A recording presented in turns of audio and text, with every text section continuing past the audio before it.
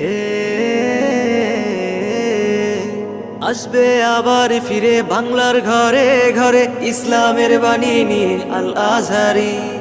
আসবে আবার ফিরে বাংলার ঘরে ঘরে ইসলামের বাণী নিয়ে আল আজহারি। আল আজহারি, আল আজহারি, মিজানুর রহমান আল আজহারি। আল আজহারি, আল আজহারি, মিজানুর রহমান আল আজহারি। আসবে আবার ফিরে বাংলার ঘরে ঘরে ইসলামের বাণী নিয়ে আল আজহারি।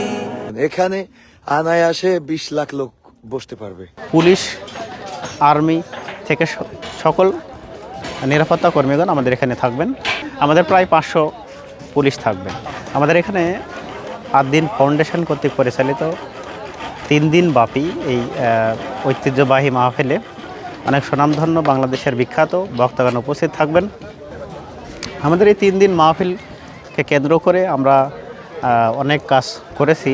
স্টেজ থেকে শুরু করে মেন স্টেজ থেকে শুরু করে অনেকগুলো প্যানেল স্টেজ আমাদের প্রায় 15টা জায়গায় এলইডি বসানো হয়েছে এবং আরও অনেক জায়গায় আমাদের প্রজেক্টর দিয়ে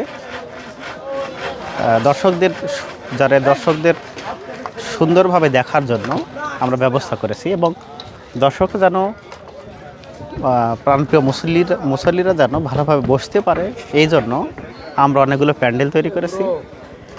আমাদের দুই পাশে, এই পাশে এবং ওই পাশে, দুই পাশে আমরা ভিআইপিদের জন্য বসার জায়গা করে দিয়েছি।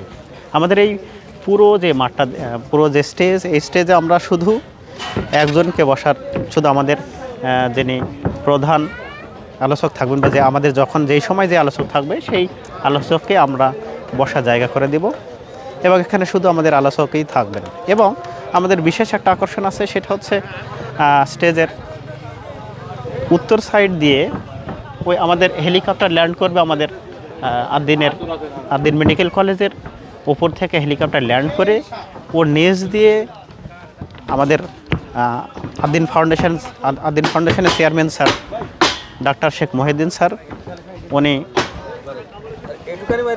ওনার গাড়িতে করে এই র্যাম সিঁড়ি দিয়ে এই পাশ দিয়ে নিয়ে আসবেন। পুরো র্যাম সিঁড়ি দিয়ে এই পাশ দিয়ে নিয়ে আসবেন।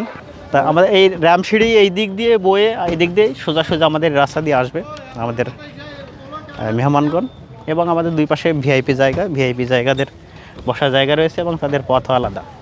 আমাদের এখানে কেউ যদি অসুস্থ হয়ে যায় তাহলে তাদেরকে সঙ্গে সঙ্গে চিকিৎসা দেওয়া হবে এবং আমাদের খাবার পরিবেশন করবেন আমাদের আদ্দিন ফাউন্ডেশন থেকে। সবগুলো আমাদের নিজস্ব খাবার পরিবেশন করা হবে, তো কোনো সমস্যা হবে না। সবগুলো আমাদের যাতায়াত থেকে শুরু করে সবগুলো আমরা নিরাপত্তা দেওয়ার চেষ্টা করব। আমাদের প্রায় 2000 ভলেন্টিয়ার আছে। পুলিশ, আর্মি থেকে সকল নিরাপত্তা কর্মীগণ আমাদের এখানে থাকবেন। আমাদের প্রায় 500 পুলিশ থাকবে। বিখ্যাত যে 6 জন বক্তা তাফসির করবেন, প্রথম দিন শাইখুল হাদিস আল্লামা মামুনুল হক, আব্দুল হাই মোহাম্মদ সাইফুল্লাহ, আর দ্বিতীয় দিন মুফতি আমির হামজা এবং মাওলানা রফিকুল ইসলাম মাদানী, শায়েখ আহমদুল্লাহ এবং ডক্টর মিজানুর রহমান আজহারি।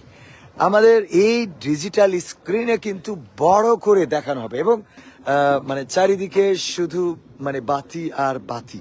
এই বাতিগুলো আমরা দেখাতে চলে যাব, একেবারে বাইরে পর্যন্ত যাওয়ার চেষ্টা করব।